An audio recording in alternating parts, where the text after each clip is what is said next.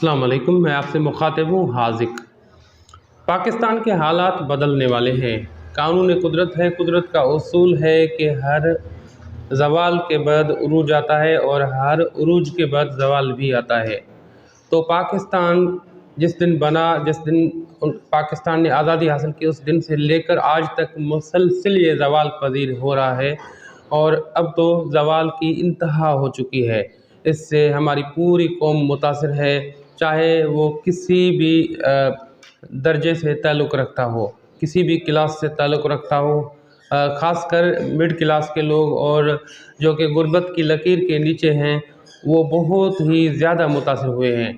Businessman तबका या upper class के लोग मुतासिर होते हैं, लेकिन उन्हें फिर इतना बड़ा मसला नहीं होता क्योंकि उनके पास तो डॉलर्स हैं, वो कहीं भी जा सकते हैं, सफ़र कर सकते हैं, उनका खाना पीना रहना सब कुछ आसान है।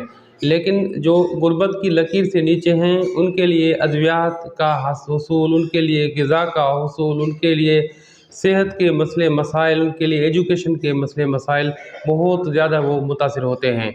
अज़ीज़ साथियों, ये कानून कुदरत है। आप किसी भी शोबे से ताल्लुक़ रखते हो, आप ज़रा गौर कीजिए कि जहाँ आपने ज़वाल देखा है, ज़वाल की इंतहा देखी है, तो वहाँ से उस ज़वाल के बाद फिर उरूज शुरू हो जाता है।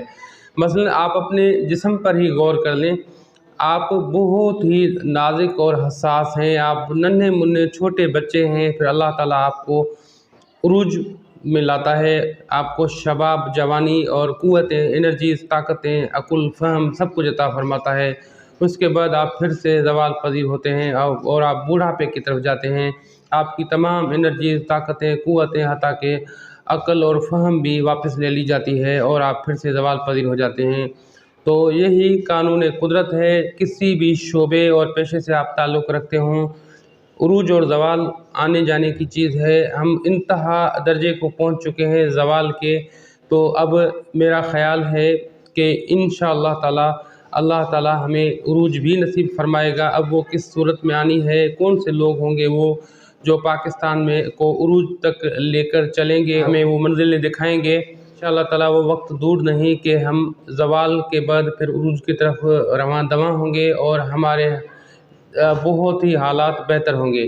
जैसा कि पाकिस्तान में पहले एक बहुत अच्छा प्रोग्राम चला था, नेशनल एक्शन प्लान जो चला था दहशतगर्दी के ख़िलाफ़ या जो मिलिटेंट्स लोग थे उनके ख़िलाफ़, तो ऐसा ही एक नेशनल एक्शन प्लान चलना चाहिए रुश्वत के ख़िलाफ़, करप्शन के ख़िलाफ़, या बहुत ज़्यादा जो ऐसे इदारे हैं जो करप्ट हैं, जो कि नाकारा हैं, जो कि एक जो बेइंतहा कौमी फंडिंग जो है, पैसा जो है वो ज़ाया हो रहा है उन इदारों के ऊपर जो कि फ़ाल नहीं हैं, उनके ख़िलाफ़ ये चलना चाहिए। नेशनल एक्शन प्लान एक उनके ख़िलाफ़ चलना चाहिए और एक चलना चाहिए एजुकेशन के हक़ में, और एक नेशनल एक्शन प्लान जो है वो करप्शन, रुश्वत और गैर फ़ाल इदारे या फंडिंग जो ज़ाया हो रही है उसके मुतालिक एक नेशनल एक्शन प्लान चलना चाहिए।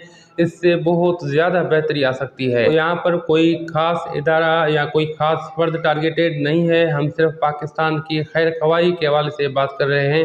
उम्मीद करते हैं कि ये वीडियो लेक्चर आपको पसंद आया होगा। मज़ीद इस तरह की बेहतरीन लेक्चर्स के लिए हमारा चैनल ज़रूर सब्सक्राइब कर लीजिए और इस वीडियो को कार खैर समझ कर ज़्यादा से ज़्यादा शेयर कीजिए।